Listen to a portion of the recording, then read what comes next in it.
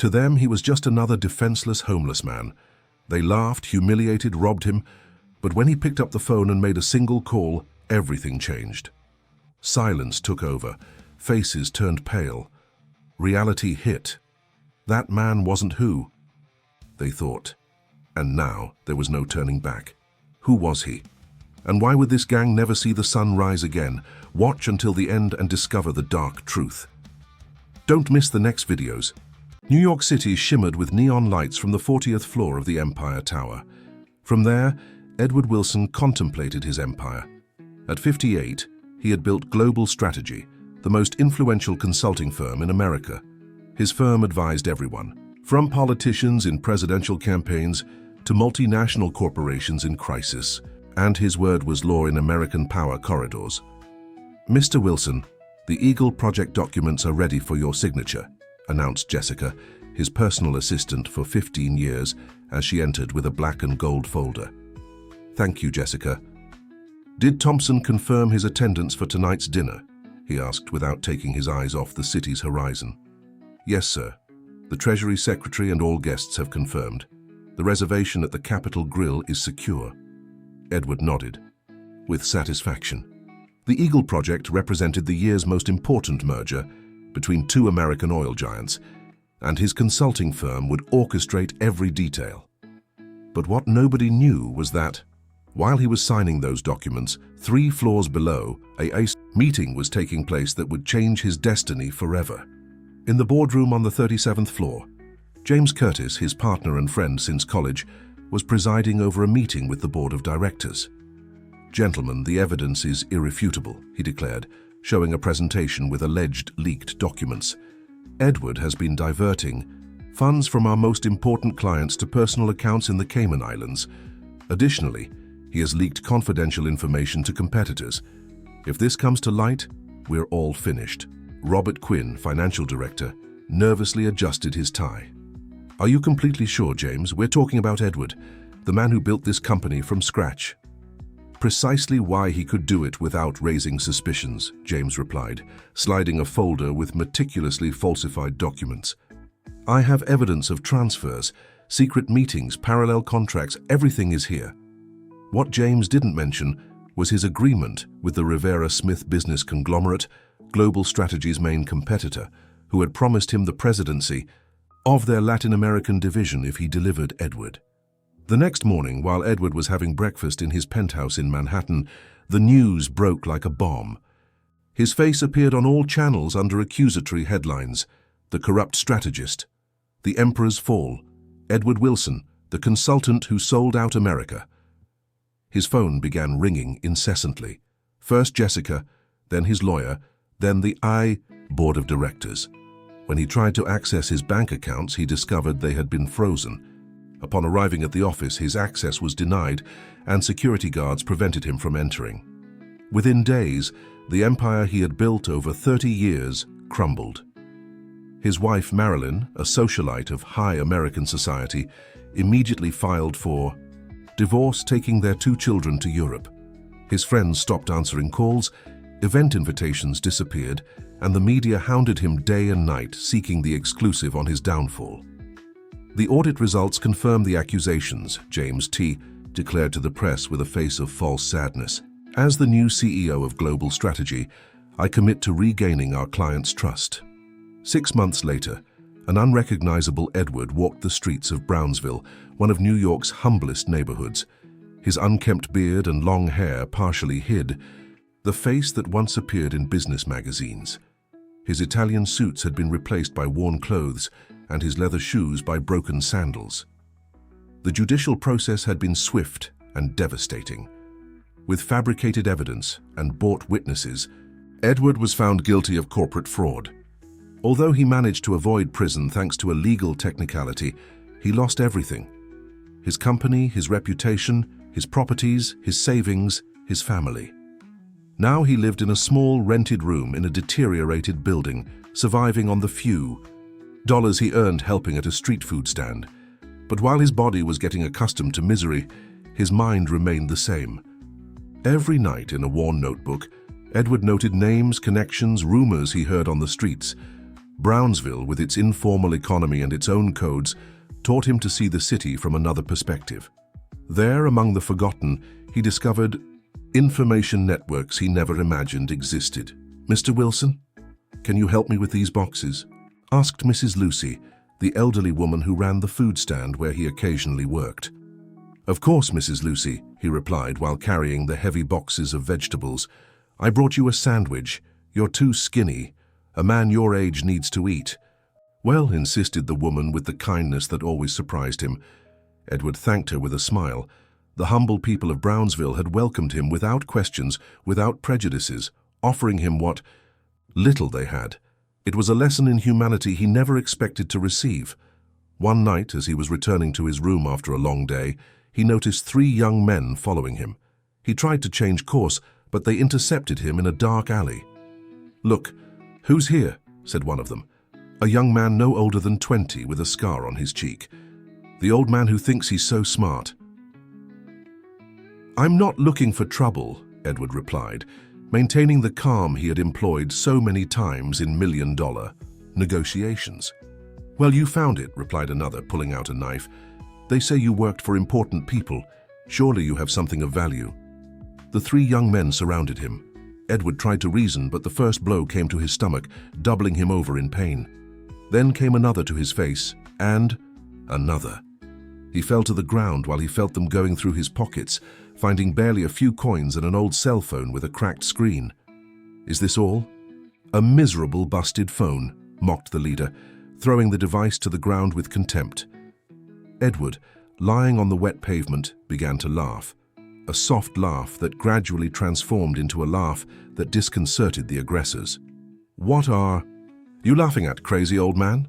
asked one, confused and somewhat disturbed. Edward slowly got up, cleaning the blood from his lip, and picked up the phone from the ground.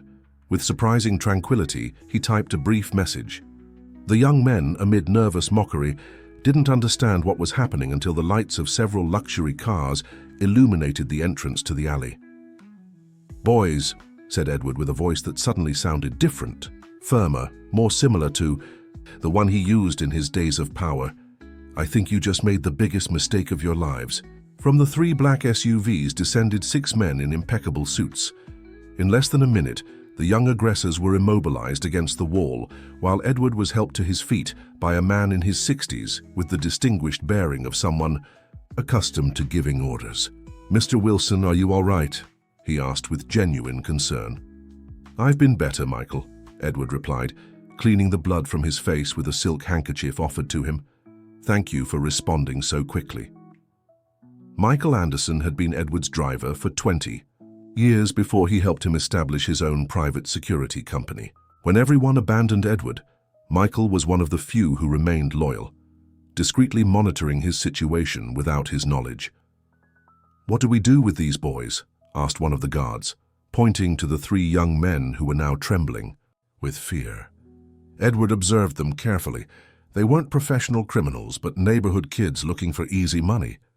In their faces, he saw fear, but also something he knew well, desperation. "Take them to the offices," he ordered calmly. "I think they can be useful to us." At the corporate building of Anderson Security, in an industrial area of Brooklyn, Edward showered and changed his torn clothes for a tailored suit that Michael had kept for him. Looking in the mirror, he saw flashes of the man he once was, though the wrinkles and hardness in his gaze told a different story. In a conference room, the 3 young men waited nervously, guarded by security. When Edward entered, their eyes opened with amazement at seeing the transformation. "My name is Edward Wilson," he began, serving water in 4 glasses. "Until a year ago, I directed the most important strategic consulting firm in America." The leader of the group, the one with the scar, interrupted him. "I recognize you now. You're the corrupt businessman, the one who stole millions." Edward smiled bitterly. "That's the official story. The reality is more complex." He sat down in front of them. "What's your name?" "Daniel Ortiz," replied the young man, still defiant. "Well, Daniel, I'm proposing a deal to you. Instead of turning you over to the police for assault, I'm offering you a job, real work, well paid." The 3 exchanged looks of bewilderment. What kind of work? Asked the youngest, who couldn't be more than 16. I need eyes and ears on the streets of Brownsville, Soho, Manhattan, and downtown. People who go unnoticed, who can observe without being observed.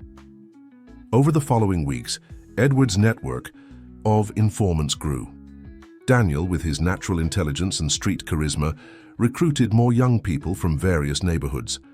Michael provided resources, equipment, and basic training. Little by little, a sophisticated operation took shape from the shadows.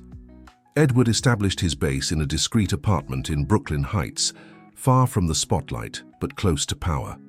There, a digital map of New York City showed in real time the movements of his main targets, James Curtis, Robert Quinn, and the Smith brothers, owners of the rival conglomerate. "Mr. Wilson, we have new information," announced Sophie, a university student who had joined the team as a data analyst.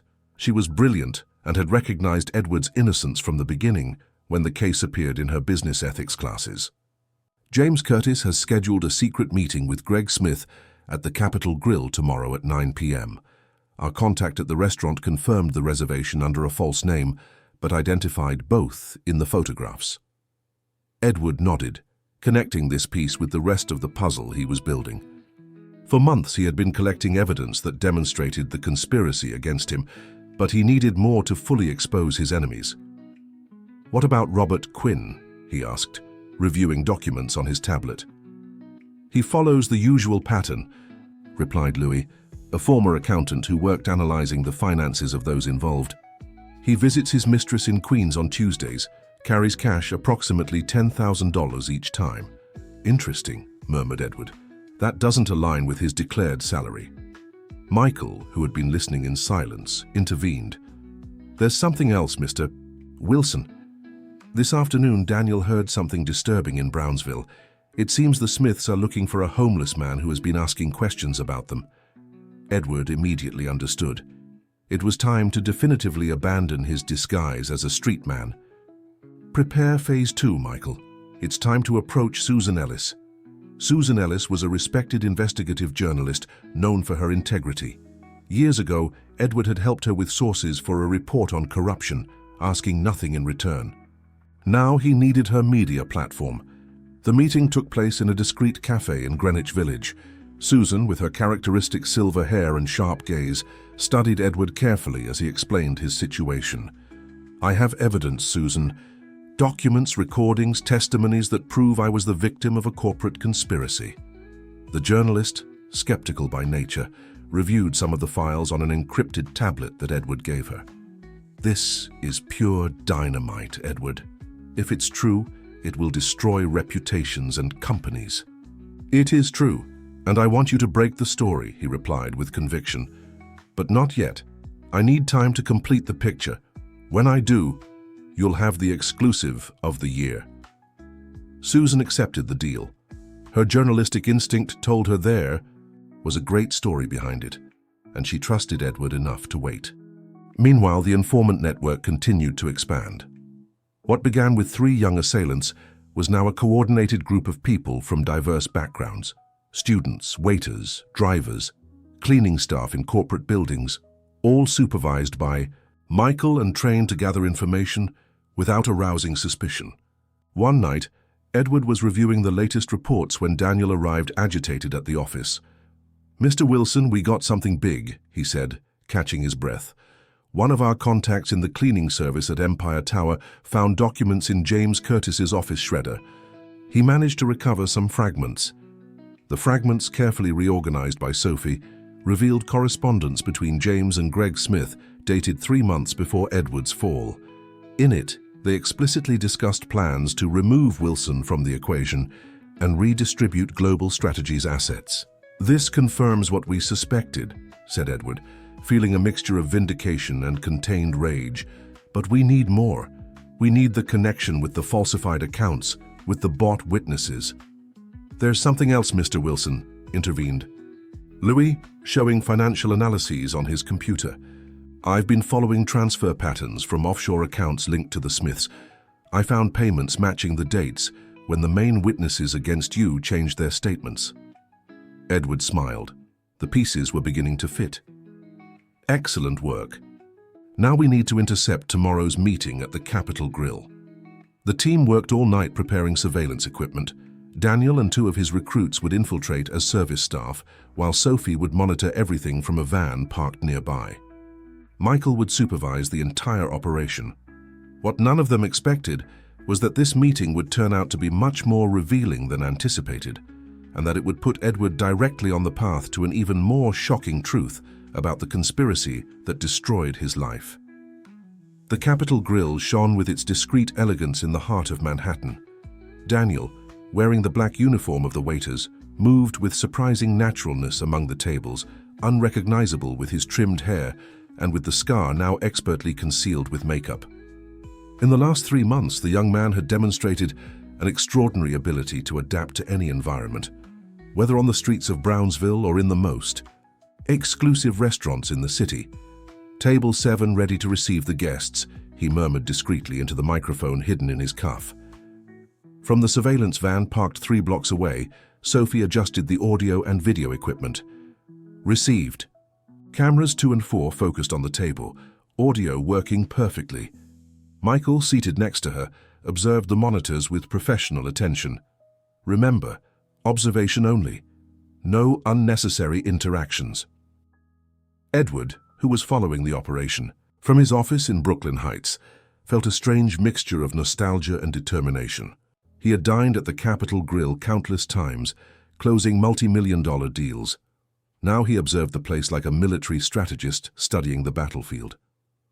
At 9:05 p.m., James Curtis arrived accompanied by his new girlfriend, a 25-year-old model who perfectly served his renewed image of a successful executive.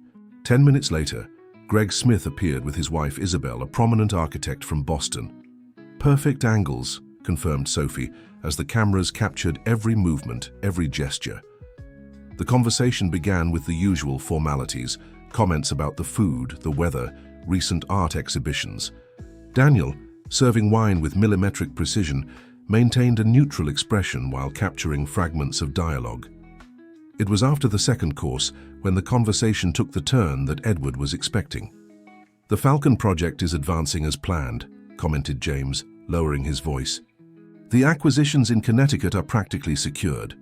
Greg nodded with satisfaction. "Excellent. Any unforeseen obstacles?" "None relevant. The minority shareholders accepted the improved offer." In the office, Edward frowned. Project Falcon. It wasn't a random name. It was the code for a confidential project that he himself had designed before his fall, a plan to expand global strategy towards the technology sector with the acquisition of promising startups in the Connecticut Industrial Corridor. "They're using my own plans," he murmured to himself, feeling anger growing inside him. But what he heard next left him frozen. "And what about Marilyn Atkins? Is she still maintaining her part of the deal?" asked Greg as he meticulously cut a piece of lamb. James smiled maliciously. "Completely. After all, she received considerable compensation for her collaboration." Edward felt as if he had been punched in the stomach. Marilyn Atkins, his wife, the mother of his children, had she been part of the conspiracy? "Mr. Wilson," Sophie's voice interrupted his thoughts through the communicator. "They're mentioning something about original documents." Indeed, the conversation had advanced to more specific details. "The original documents are still in the safe deposit box, as agreed," explained James. "No one can link them to us." "And the main witness? Is Jessica still controlled?" "Absolutely. The position in our Madrid subsidiary keeps her comfortable and quiet. Besides, technically she didn't lie in her statement. She just omitted certain details. Jessica, his personal assistant for 15 years. Another piece of the puzzle painfully fell into place. The dinner continued for another hour, revealing more names, more connections, more betrayals. When the diners finally left, Edward's team had collected enough information to fill pages of his conspiracy map. Back at the office, the atmosphere was a mixture of triumph over the successful operation and shock over the revelations obtained. "I can't believe it," said Daniel, still in the waiter's uniform. "Your own wife was involved." Edward remained unusually silent, staring at the screen where Sophie projected the transcriptions of the conversation. "The original documents are the key," he finally pointed out. "If they're in a safe deposit box, we need to locate it." "According to our reports, James uses Central National Bank for his most confidential affairs," reported Louis, consulting his files. "It could be there."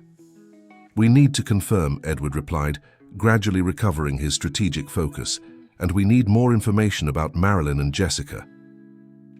In the following weeks, the operation intensified. Michael assigned 24-hour surveillance to James and Greg. Sophie deepened the digital investigation, tracking emails and messages. Daniel and his team expanded their network of informants to include domestic staff from the residences of those involved. The crucial piece came from where they least expected: Ellen, the new housekeeper at James's mansion in Greenwich, who had been carefully recruited by Daniel. "Mr. Wilson," Ellen reported during an urgent meeting, "I found something while cleaning Mr. Curtis's study. He left his personal agenda open when he was urgently called away. I was able to photograph some pages. The images showed detailed annotations, including bank account numbers, secret meetings, and most importantly, a specific reference: CNB, SD, Zuffer 1742, Docs EW. Central National Bank, Safe Deposit Box 1742, Edward immediately translated. "That's where the original documents that incriminated me are." "How do we access it?" asked Michael, always practical. "Safe deposit boxes are practically inviolable without the correct key and the holder's identification." Edward stood up and walked to the window, contemplating the New York skyline as his mind worked at full speed. "We don't need to violate anything," he finally said with a smile that recalled the brilliant strategist he once was. "We just need James to voluntarily open that box and take out the documents." "And why would he do that?" questioned Sophie, skeptical. "Because we'll make him believe the box is no longer safe." The plan that Edward developed was elegant in its psychological simplicity. First, they leaked information through contacts at the bank, suggesting a possible internal audit of the safe deposit boxes due to detected irregularities. Then, Daniel ensured that James received an anonymous message, warning him about this supposed audit. The trap was set. Now they just had to wait.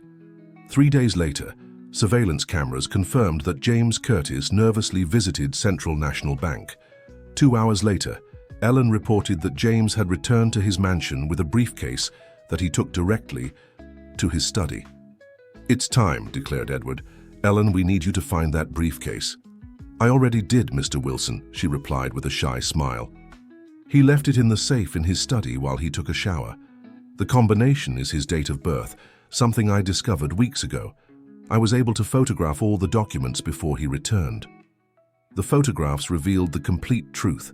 Original documents with Edward's forged signatures, evidence of fabricated bank transfers, correspondence detailing how each witness was bought or coerced.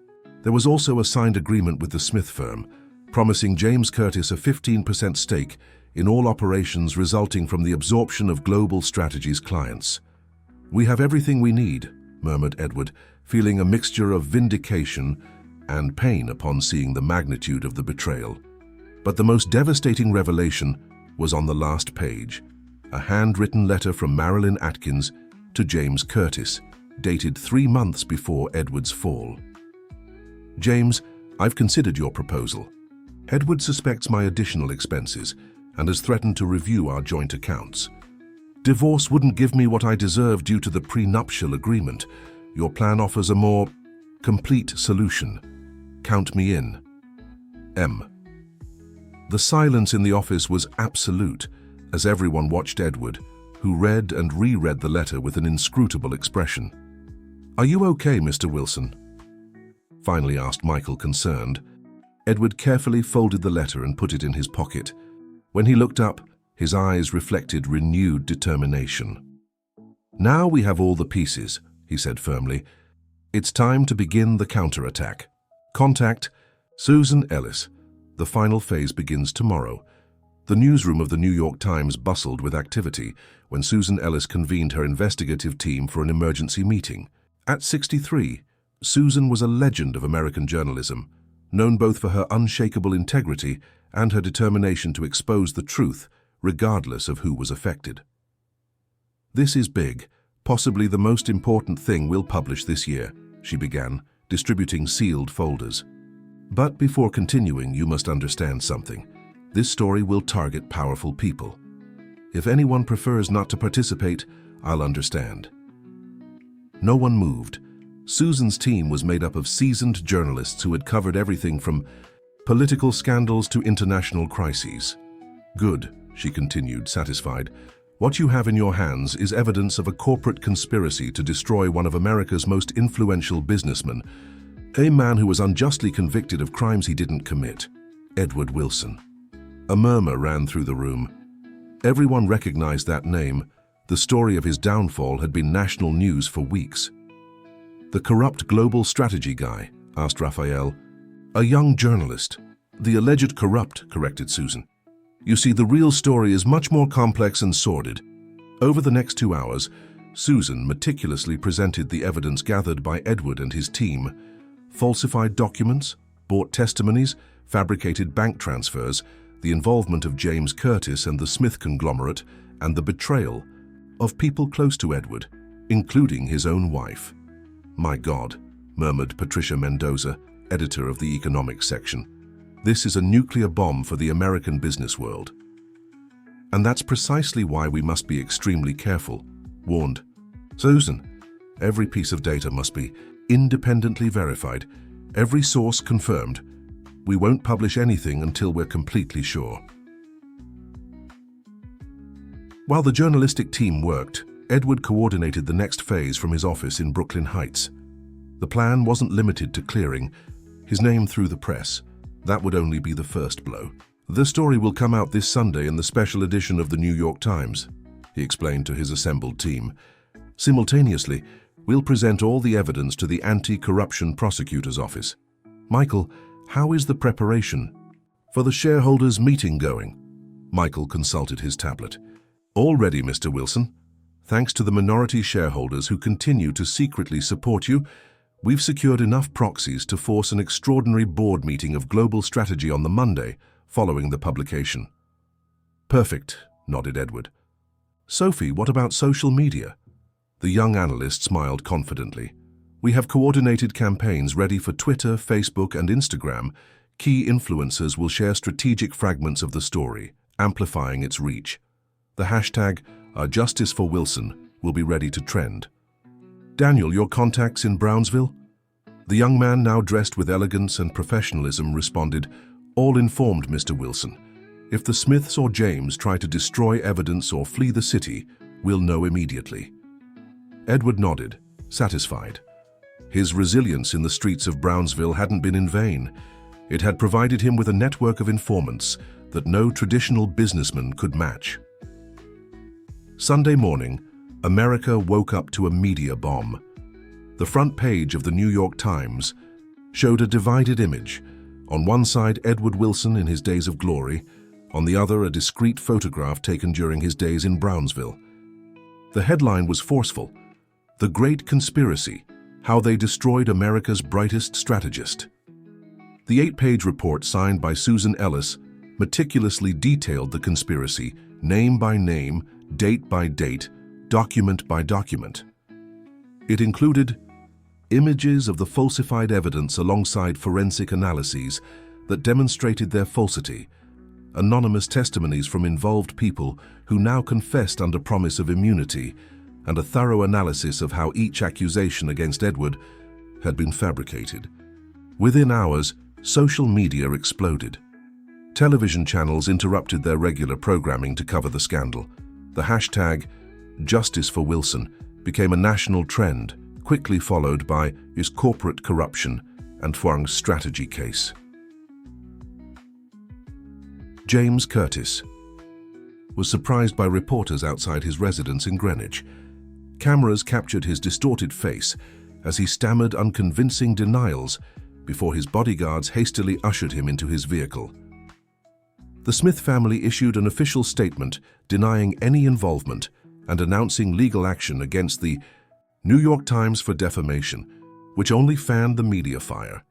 By afternoon, financial analysts were reporting significant drops in the shares of both Global Strategy and the Smith conglomerate.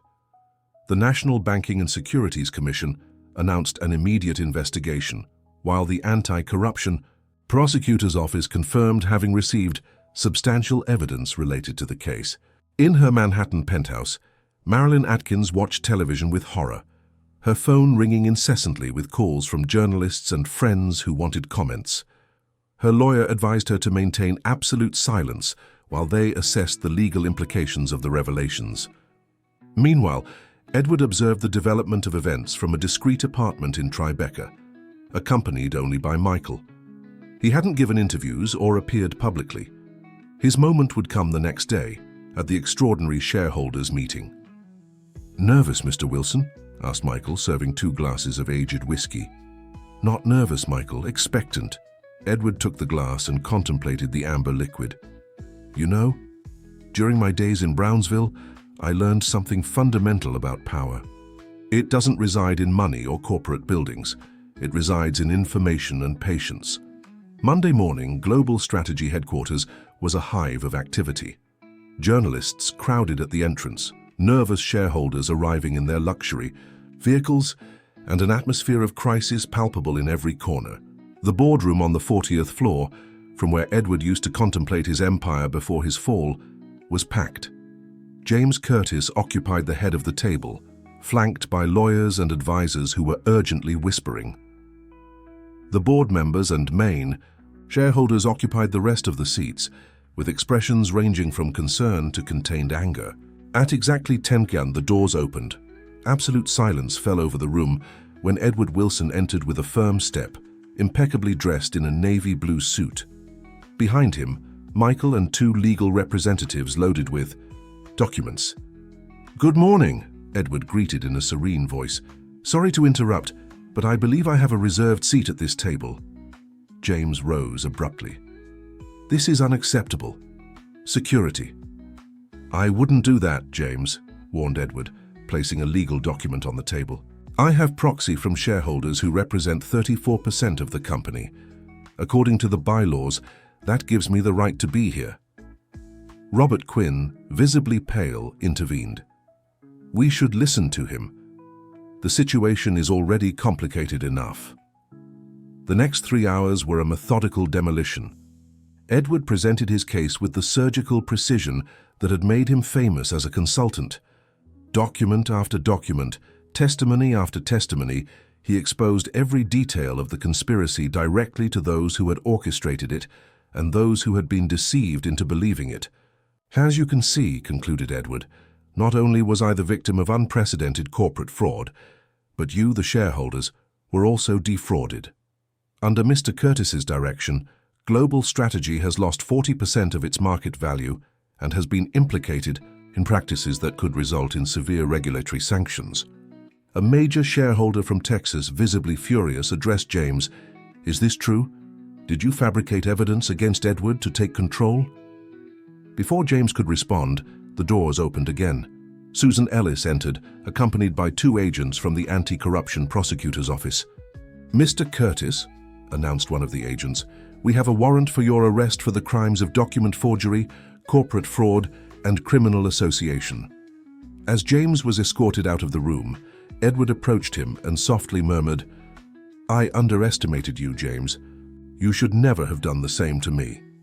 At the end of the day, the board of directors voted unanimously to reinstate Edward Wilson as CEO of Global Strategy and to take legal action against all those implicated in the conspiracy.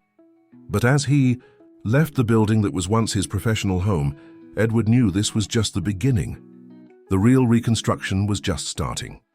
6 months after the media earthquake that shook the American business world, New York City was entering the rainy season.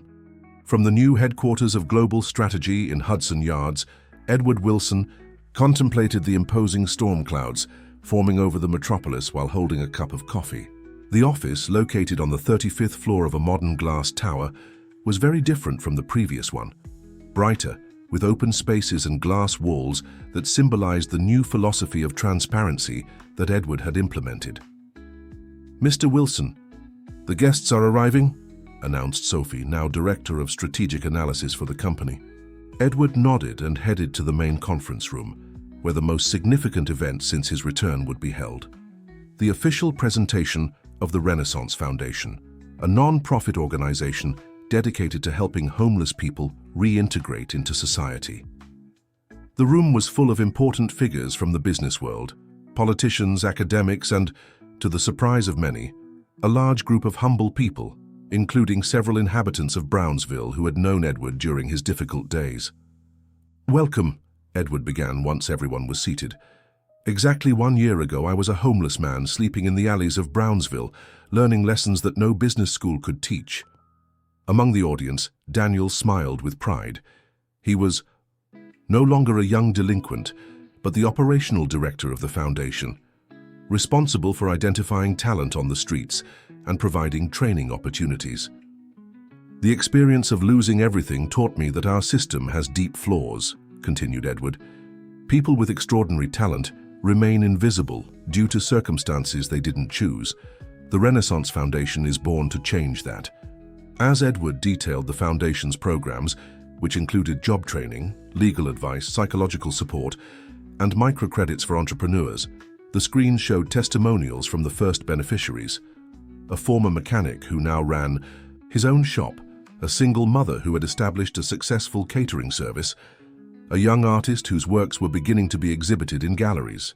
Michael, now a board member of both Global Strategy and the Foundation, watched with satisfaction from the front row. Next to him was Susan Ellis, whose report had been nominated for the National Journalism Award.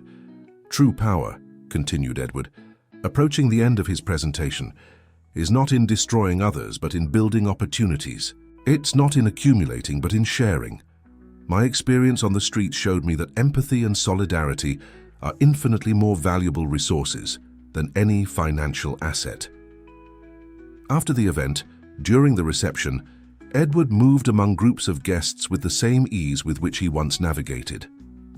Among street vendors in Brownsville, his ability to connect with people from all social strata had become his trademark and a competitive advantage for Global Strategy, which now also advised small businesses and startups with potential. "Mr. Wilson," called Louis, now the company's financial director. "There's someone who wants to talk to you. She's on the terrace." Intrigued, Edward headed to the outdoor space where a female figure contemplated the sunset over the city. As he approached, he recognized Marilyn, his ex-wife. "I didn't expect to see you here," said Edward, keeping a prudent distance. Marilyn turned slowly.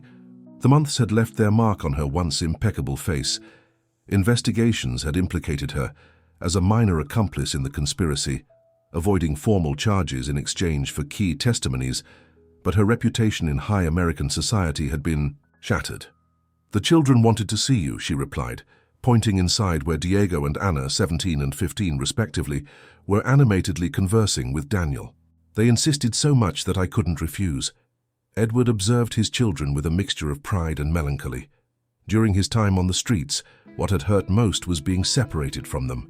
When the truth came to light, both had immediately sought to re-establish contact, deeply sorry for having believed the lies about their father. "You look good, Edward," continued Marilyn, with a tone that mixed nostalgia and regret. "All this is impressive." "Thank you," he responded simply. Marilyn hesitated, searching for the right words. "I never imagined things would go so far. James promised me you would only lose the company, not everything else." Edward looked her directly in the eyes for the first time. "Does that make any difference?" "I guess not," she admitted, lowering her gaze. "I just wanted you to know that I'm sorry, not for the consequences I faced, but for what I did to you and the children." "Betrayal hurts more when it comes from who you least expect it," Edward replied calmly. There was no anger in his voice, just a statement. Silence settled between them for a moment, charged with the history of a marriage that once seemed perfect and had crumbled due to ambition and resentment. "What will you do now?" finally asked Edward. "I'm moving to Phoenix with my sister," responded Marilyn. "I want to start over, away from all this. Diego decided to stay in New York for college, and Anna is considering an exchange in England next year." Edward nodded. "I wish you the best." "Edward," Marilyn called him when he was about to return inside. "There's something I've always wanted to ask you. That night in the alley when those boys attacked you, how did you know someone would come to your call? You had lost everything. Everyone had abandoned you." An enigmatic smile appeared on Edward's face. "Not everyone, Marilyn. That was the mistake of James." "Not everyone, Marilyn. That was the mistake of James, yours, and all those who participated in the conspiracy. You assumed my power resided in my position, in my money, in my name. But my true power always lay in the genuine human connections I built throughout my life." Inside the hall, the party continued. Diego and Anna had surprisingly connected well with Daniel and other young people from the foundation. Michael discreetly supervised security while conversing with investors interested in supporting new projects. Sophie presented the latest data on the social impact of the program to a group of academics. Susan Ellis took notes for a future article on the innovative model of corporate responsibility that Global Strategy was implementing. Upon returning inside, Edward was approached by Ryan Torres, a young technology entrepreneur who had been repeatedly rejected by traditional investors. "Mr. Wilson, your team reviewed my proposal for the educational platform. They told me you wanted to speak with me personally." Edward smiled, recognizing in the young man's eyes the same determination he had maintained during his darkest days. "Ryan, your project has exactly the kind of disruptive vision we need. But more importantly, you understand something fundamental. Technology is only valuable when it serves to elevate those who have been ignored by the system." "Exactly," Ryan responded enthusiastically. "My platform will allow students from marginalized areas to access quality education without needing to travel to urban centers." "Global Strategy not only wants to invest in your project," continued Edward, "we want to make it the cornerstone of our educational division." As they discussed the details, Edward remembered a similar conversation 30 years ago when an experienced executive had trusted in his vision when no one else did. Now he was in a position to do the same for others. The night advanced and the celebration reached its climax when Edward requested everyone's attention for a final announcement. "Today we not only launch the Renaissance Foundation," he declared with a clear voice that resonated throughout the hall. "I also announce my retirement as CEO of Global Strategy." Murmur of surprise ran through the audience. "Michael Anderson will assume the executive directorship, with Sophie Rendell as Director of Operations. I will remain as Chairman of the Board, but will dedicate most of my time to the foundation and educational projects." As applause filled the room, Daniel discreetly approached Edward. "Mr. Wilson, are you sure about this decision? Global Strategy has never been stronger." Edward placed a hand on the young man's shoulder. "Precisely because of that, it's the right time, Daniel. My time on the streets taught me the most valuable lesson of all. Power is not about controlling, but about empowering others. It's time for a new generation to take the reins." Later that night, when all the guests had left, Edward returned to the terrace. New York City stretched below him like a vast ocean of lights, the same city that had seen him fall and rise again. He remembered that night in the alley in Brownsville, when the young assailants mocked his old phone, not imagining that seemingly useless device contained the connections that would eventually restore his entire world. The rain began to fall softly, refreshing the warm night air. Edward extended his hand to feel the drops, a simple gesture that during his days on the street he had learned to appreciate. Life had taught him that even the most powerful man can lose everything in an instant, but also that true strength lies in the ability to rebuild oneself. The ring of his phone pulled him from his reflections. It was a message from Daniel with an attached photograph. He and the other young men who had once assaulted him, now coordinators of different foundation programs, posing with freshly received business training diplomas. Edward smiled. Of all the victories of recent months, this was perhaps the most significant, transforming those who had once seen him as an easy target into valuable allies and good people. As he put away his phone and prepared to return to his new home, more modest but warm penthouse in Tribeca, where his children visited him regularly, Edward Wilson reflected on the extraordinary journey he had undertaken from his fall to his rebirth. The conspiracy that tried to destroy him had only managed to forge him anew like steel that is tempered in fire. And in that process, he had discovered a fundamental truth. Sometimes losing everything is the first step to finding what truly matters. Dear listeners, we hope this journey through Edward Wilson's fall and rebirth has deeply moved you. To continue exploring stories of resilience and redemption like this one, we've prepared a special collection of equally captivating narratives. Find it easily by clicking to your left. If this story of personal transformation and justice has touched your heart, don't forget to subscribe to our channel and give the video a like. Every day we bring unique stories that explore the complexity of the human soul and the power of perseverance. We're eager to know what you think about Edward's journey. What moment impacted you most? What lessons did his story leave you with? We await you in the comments to continue this conversation. Until our next story.